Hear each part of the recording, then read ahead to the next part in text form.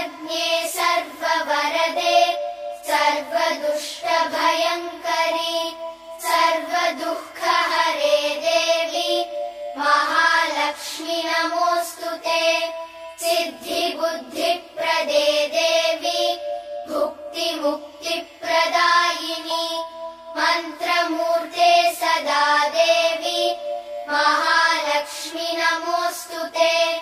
आद्यन्तरहिते देवी आदिशक्ति महेश्वरी योगजे योगसम्भूते महालक्ष्मी नमोऽस्तुते। स्थूलसूक्ष्म महारौद्रे महाशक्ति महोदरे